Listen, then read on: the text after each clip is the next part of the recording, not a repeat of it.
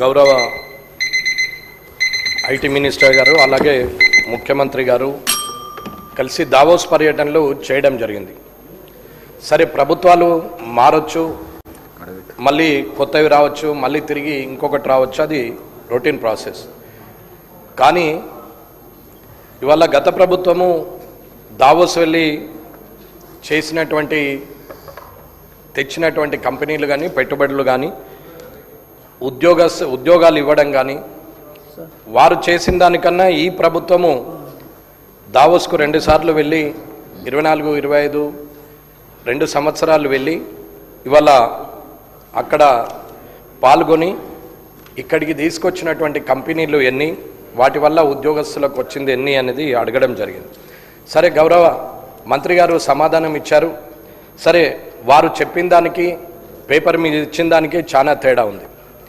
మొదటిసారి పోయినప్పుడు 2 లక్షల కోట్లు, రెండోసారి పోయినప్పుడు 3 లక్షల కోట్లు, ఇవన్నీ పెట్టుబడులు వస్తున్నాయి ఆల్రెడీ అని చెప్పారు.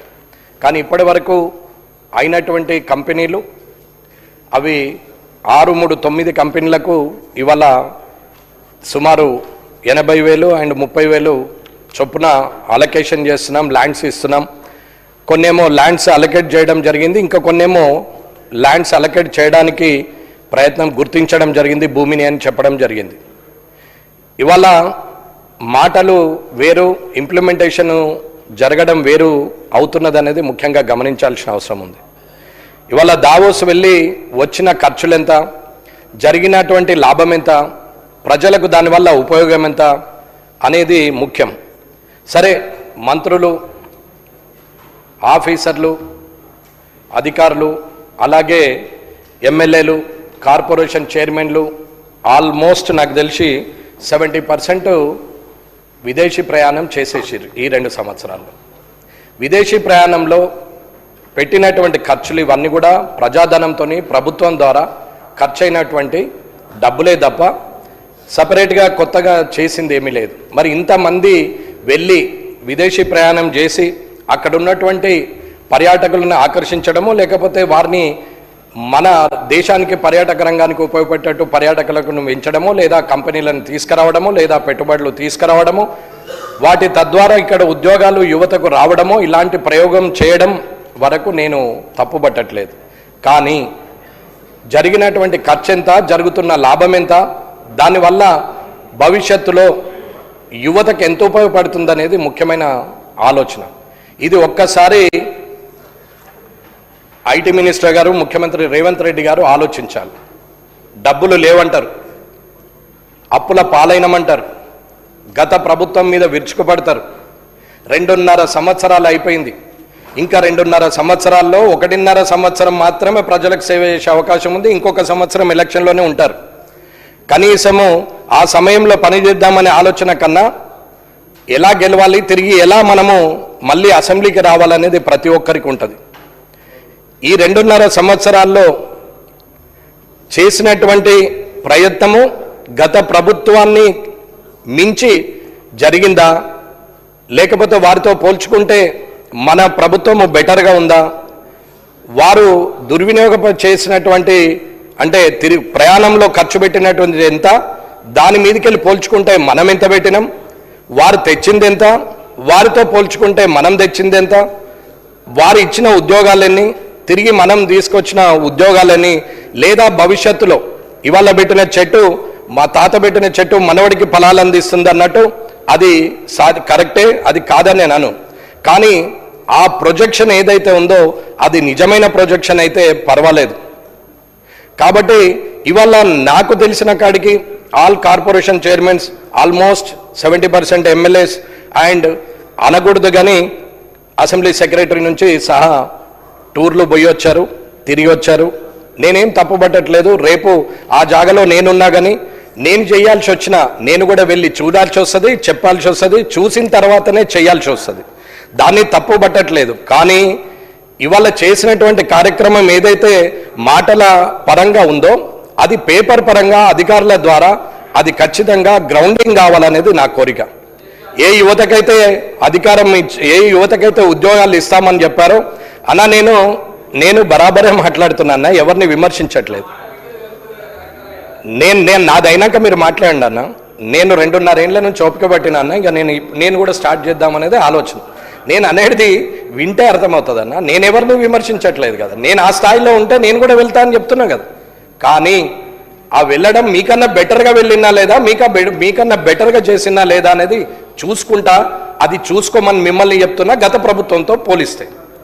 కాబట్టి ఏదైతే మనము ప్రజల్లో కలిగిస్తున్నటువంటి ఆశలు ఏవైతున్నాయో అవి భ్రమలుగా మారకముందే, అవి ఆశలు నిజాలయ్యేటట్టు, కళలు సాకారాలు అయ్యేటట్టు ఖచ్చితంగా అధికారుల ద్వారా గ్రౌండింగ్ ఫాస్ట్గా అయ్యేటట్టు చూడమని కోరుకుంటున్నా. ఒకవేళ అది వృధా ఖర్చు అయితే, అది విదేశీ ప్రయాణ ఖర్చుల కిందనే తిరిగితే, మీరు వెళ్ళొచ్చిన దానికి ప్రతిఫలం లేకుంటే, ఒక మంత్రి వెళ్తున్నాడు, ఒక టీం వెళ్తుందంటే వెనకాల అధికారులు వెళ్లాల్సిందే. లేకపోతే అది ఏమీ పని కాదు. అది నాకు కూడా తెలుసు. అధికారులు లేకుండా మనమే స్వయంగా నిర్ణయం తీసుకొని స్వయంగా ఆలోచించే పరిస్థితి ఉండదు. అధికారుల సపోర్ట్ ఉన్నప్పుడే వారి విజన్ ద్వారా మన ఆలోచనని క్రోడీకరించి మనం చేస్తాం అభివృద్ధి అనేది. అటువంటి పరిస్థితిలో ఉండాలి అని నేను కోరుకుంటున్నా. ఆ పని జరగాలనేది నా ఆలోచన. ఏదైతే చెప్తున్నామో అది చేయాలి, ఏదైతే చెప్తున్నామో అది కాకపోతే కాలేదనే ఒప్పుకోవాలి. తర్వాత ఎప్పుడు చేస్తామనేది నిజం చెప్పాలనేది నా ఆలోచన అధ్యక్ష. కాబట్టి మీరు ఖచ్చితంగా దీని మీద నిజానిజాలు ఖచ్చితంగా చెప్పాలి. మీరు అన్న మాటకి ఇక్కడ పేపర్లో ఉన్న మాటకి తేడా ఉంది. కాబట్టి త్వరలోనే మీరన్న అన్ని లక్షల కోట్లది అక్కడ గ్రౌండింగ్ అయ్యేటట్టు చూడండి. భూమి కేటాయింపులు చేయండి, శంకుస్థాపనలు చేయండి, కంపెనీలను స్టార్టప్ చేయండి. ఉద్యోగాలు ఇచ్చే పరిస్థితికి మనం దిగిపోయే లోపల ఆ ఉద్యోగాలు ఇచ్చే పరిస్థితికి రావాలనేది నా కోరిక. కాబట్టి గౌరవ ముఖ్యమంత్రి గారికి, గౌరవ ఐటీ మినిస్టర్ గారికి ఇద్దరికి కోరుకునేది ఏంటంటే, ఏదైతే చెప్పారో అది నిజంగానే 1 year లోపల పూర్తి అయ్యేటట్టు చూడాలని కోరుకుంటూ ఈ అవకాశం ఇచ్చినందుకు ధన్యవాదాలు తెలియజేస్తున్నాను. శ్రీ పాయల్ శంకర్ గారు.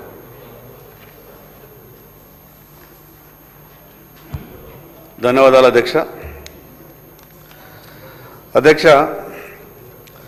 ప్రతి విషయానికి తెలంగాణ రాష్ట్రం వస్తేనే అన్ని విషయాలు, అన్ని సమస్యలు పరిష్కారం అవుతాయని గొప్పగా ఆలోచించిన. దానిలో భాగంగా కూడా పరిశ్రమల విషయంలో కూడా, ఉపాధి విషయంలో కూడా దానికి తెలంగాణ రాష్ట్ర సాధననే ఏకైక ధ్యేయమన్నాం. ఈరోజు తెలంగాణ రాష్ట్రం వచ్చింది 12 సంవత్సరాలు అయిపోయింది. ఉమ్మడి ఆంధ్రప్రదేశ్ రాష్ట్రంలో వెనుకబడ్డటువంటి తెలంగాణలో ఏవైతే ఆదిలాబాద్ లాంటి జిల్లాలు ఉన్నాయో ఈరోజు కూడా అదే రకమైనటువంటి పరిస్థితి ఉన్నది. నేను ఎందుకు ఆ ఉదాహరణ చెప్పేటటువంటి ప్రయత్నం చేస్తున్నానంటే, పెద్దలు ముఖ్యమంత్రి గారు మంత్రులంతా కూడా దావోస్ వెళ్ళినప్పుడు వాళ్ళు దావోస్లో రాత్రి పడుకొని పొద్దున లేచినో లేదో కానీ ఇక్కడ మాత్రం పేపర్లలో 5 లక్షల కోట్ల పెట్టుబడులకు ఎంఓయూలు జరిగిపోయినట్టు, అదేదో వారం 10 రోజుల లోపల హైదరాబాద్కు వస్తున్నట్టు, దాని ద్వారా 15 నుంచి 18 లక్షల నిరుద్యోగులకు ఉపాధి అవకాశాలు కల్పిస్తున్నట్టు పేపర్లలో, అదైతే నాకు సొంతగా పేపర్లు రాసినటువంటి వార్తలు కాకుండా యాడ్లుగానే అనిపించినాయి. సరే పర్వాలేదు, ఏదైనా కూడా లక్షల కోట్ల పెట్టుబడులు ఈ రాష్ట్రానికి వస్తే అంతకన్నా గొప్ప సంతోషం ఏం కావాలని అందరం కూడా ఆలోచించినాం అధ్యక్ష. ఈరోజు పెట్టుబడులు అనేటివి కేవలం రాష్ట్ర రాజధాని హైదరాబాద్కే వస్తాయి. ఈ జిల్లా కేంద్రాలు, మారుమూల ప్రాంతాలు, ఎక్కడనైతే ఉపాధి అవకాశాలు లేనటువంటి ప్రాంతాల్లో పెట్టుబడులు మాత్రం వస్తలేవు. నేను మీ ద్వారా ప్రభుత్వం దృష్టికి తీసుకెళ్తున్నా, పెట్టుబడి పెట్టేటటువంటి వాళ్ళు కేవలం హైదరాబాద్నే ఎందుకు ఎంచుకుంటున్నారు? ఈ రాష్ట్ర ప్రభుత్వం వాళ్ళని ఎందుకు కన్విన్స్ చేయలేకపోతున్నది? ఉదాహరణకు మా ఆదిలాబాద్ ఈరోజు సున్నపురాయి నిల్వలు, అక్కడ ఉన్నటువంటి లైమ్ స్టోన్ భారతదేశంలోనే ఒక క్వాలిటీ లైమ్ స్టోన్ ఉన్నది. ఈరోజు పరిశ్రమలు పెట్టేటటువంటి వాళ్ళని మీరు కన్విన్స్ చేసి, ఈ తెలంగాణ రాష్ట్రంలో మిగతా ప్రాంతాలు కూడా ఉన్నాయి, మా దగ్గర అనేకమైన ఖనిజ సంపద ఉన్నది. ఈరోజు అక్కడ లైమ్ స్టోన్ ఉన్నది, మ్యాంగనీస్ ఉన్నది, లాటరైట్ ఉన్నది. ఈ రకంగా దాదాపు 15 నుంచి 16 రకాల ఖనిజ సంపద ఈరోజు ఆదిలాబాద్ జిల్లాలో ఉన్నప్పటికీ, అదేవిధంగా మిగతా ఖమ్మం జిల్లాలో ఉన్నప్పటికీ వెనుకబడ్డటువంటి ప్రాంతాలకు ఈ ప్రభుత్వం పెట్టుబడులు చూపించడంలో విఫలమైనట్టు అనిపిస్తూ ఉన్నది అధ్యక్ష. ఇంకో విషయం, ఇప్పుడు ప్రోత్సాహకాలు ఏదైనా కానీ పెట్టుబడి పెట్టేటటువంటి వాళ్లకు ఏ రాష్ట్ర ప్రభుత్వం ఏ రకంగా వాళ్లకు ప్రోత్సాహం ఇస్తే ఆ రకంగా ఆ రాష్ట్ర ప్రభుత్వాలకు ఆకర్షితులై పెట్టుబడిదారులు అక్కడికి వెళ్తా ఉన్నారు. ఈ తెలంగాణ రాష్ట్రంలో 2014-15లో ఏవైతే పరిశ్రమలకు ప్రోత్సాహకాలు ఉంటాయో 2014-15లో ఇచ్చారు. దాని తర్వాత 2025-26 ఈ రోజు కూడా ఇప్పటికి కూడా ఇంకా మరి వాళ్ళకి ఇవ్వాల్సినటువంటి వాళ్ళకి ఇచ్చేటి ఏమో వేల కోట్ల రూపాయలు ఉంటే బడ్జెట్లో 100 కోట్ల రూపాయలు మీరు కేటాయిస్తున్నారు. నేనేమంటున్నానంటే వాళ్ళు చేసే పని వాళ్ళు చేస్తలేరు, మనం చేసేటటువంటి మనం చేస్తలేరు. మీ ద్వారా ప్రభుత్వానికి నేను విజ్ఞప్తి చేస్తా ఉన్నాను అధ్యక్ష. ప్రత్యేకంగా నా ఆదిలాబాద్కు సంబంధించిన సిమెంట్ ఫ్యాక్టరీని కేంద్ర ప్రభుత్వం రాష్ట్ర ప్రభుత్వానికి ఇవ్వడానికి సిద్ధంగా ఉన్నది. నేనేమంటే పెద్ద ఖర్చు లేదు. ఈరోజు కేంద్ర ప్రభుత్వం మీకే దాన్ని విడిచిపెట్టి మీరు ఏ రకంగా తిరిగి కేంద్ర ప్రభుత్వానికి డబ్బు కడతారో దాని ఒక వాల్యూ డిసైడ్ చేసి కేంద్ర ప్రభుత్వం ఆ రకమైనటువంటి వెసులుబాటు మనకి ఇవ్వడానికి సిద్ధంగా ఉన్నది. కాబట్టి ఆ యొక్క పరిశ్రమని రాష్ట్ర ప్రభుత్వం తీసుకుంటే అక్కడ పరిశ్రమ పునఃప్రారంభమైతే వెనకబడినటువంటి ఆదిలాబాద్లో వేలాది మందికి ఉపాధి అవకాశాలు దొరికేటటువంటి అవకాశం ఉంటుంది. ఇంకొక ప్రశ్న అధ్యక్ష, ఈ రాష్ట్రంలో పరిశ్రమలకు భూములు ఇవ్వడానికి ఈ తెలంగాణ రాష్ట్రంలో ఎన్ని భూములు ఉన్నాయి, అవి రాష్ట్ర రాజధానికి ఆనుకొని ఎన్ని ఉన్నాయి, జిల్లా కేంద్రాలలో ఎన్ని ఉన్నాయి, ఈ విషయం చెప్పవలసిందిగా మీ ద్వారా మంత్రి గారికి విజ్ఞప్తి చేస్తా ఉన్నాను అధ్యక్ష. అదేవిధంగా నా ఆదిలాబాద్లో ఒక ఐటీ టవర్ నిర్మాణంలో ఉన్నది, దాన్ని ఎప్పటి వరకు పూర్తి చేస్తారు? ఆ ఐటీ టవర్ పూర్తయి దాన్ని ప్రారంభం చేస్తే అక్కడ ఎన్ని ఉద్యోగాల కల్పనకు ప్రభుత్వం చర్యలు తీసుకున్నదో మంత్రి గారు జవాబు చెప్పాల్సిందిగా మీ ద్వారా విజ్ఞప్తి చేస్తున్నాం. Thank you.